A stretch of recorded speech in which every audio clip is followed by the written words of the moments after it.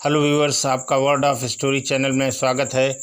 आज मैं लाया हूं आपके लिए बहुत ही दिलचस्प कहानी और इस कहानी का नाम है वचन का पालन।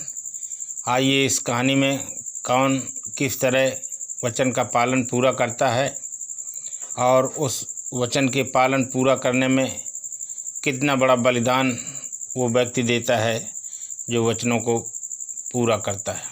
तो आइए शुरू करते हैं। स्पेन देश के एक छोटे से गांव में एक माली अपने बगीचे को सींचने और पेड़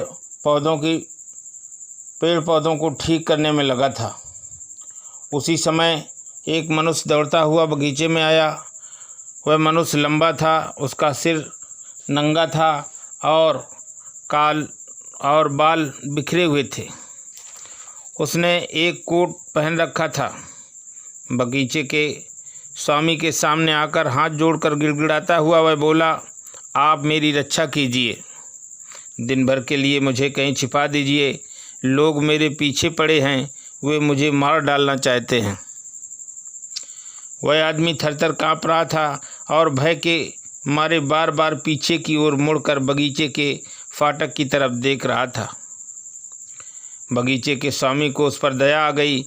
उन्होंने उसे एक कोठरी दिखाकर कहा, उसमें रद्दी, फावड़े, टोकरियां तथा दूसरा सामान पड़ा है, तुम उसी में छिप कर बैठ जाओ। मैं किसी को तुम्हारा पता नहीं बताऊंगा। रात को अंधेरा होने पर तुम्हें यहाँ से निकाल दूंगा। थोड़ी देर में कुछ लोग एक युवक की मृतदेह उठाए वहाँ आए। बगीचे के स्वामी ने उस युवक को देखा और बेटा बेटा कहकर रोता हुआ उससे चिपट गया। वह युवक उसका पुत्र था। आज सवेरे वह अकेले ही घर से घूमने निकला था। जो लोग युवक की मृतदेह ले आए थे उन्होंने बताया कि गांव के बाहर के केवलियर जात के एक मनुष्य ने इसे गला घोंटकर मार डाला है। वह दुष्ट इसे पटक कर इसकी छाती पर बैठा इसका गला दबा रहा था। हम लोग दौड़े किंतु वह भागकर अपने गांव में ही कहीं छिप गया। हमें बहुत दुख है कि हमारे पहुंचने में देर हो गई। आपके पुत्र के प्राण हम नहीं बचा सके। केवलियर जात और स्पेन के दूसरे लोगों में शत्रुता थी।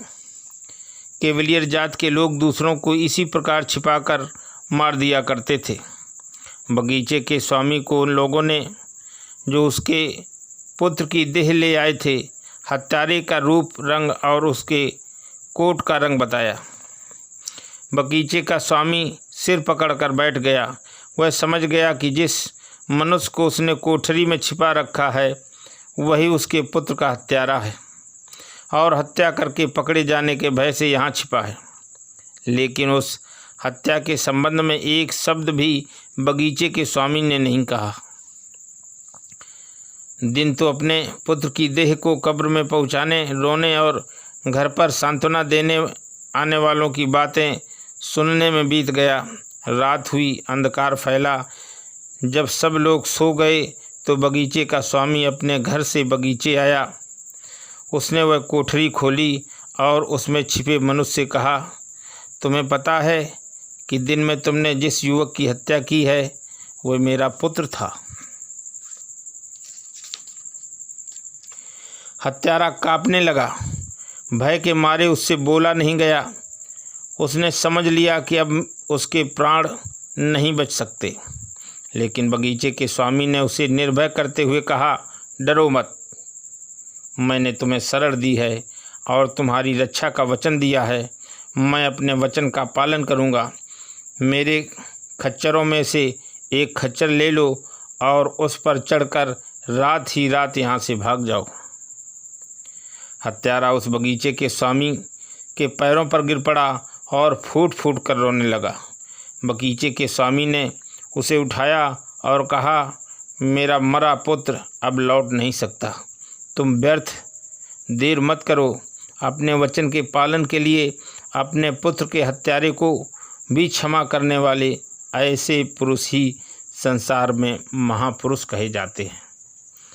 तो डियर व्यूअर्स, ये कहानी थी वचन के पालन करने की, कि किस तरीके से एक पिता ने अपने बेटे के हत्यारे को केवल इस बात पर माफ़ कर दिया क्योंकि वह उसे सुरक्षित जगह पर छिपाने का वचन दे चुका था और उसकी रक्षा करने का वचन दे चुका था।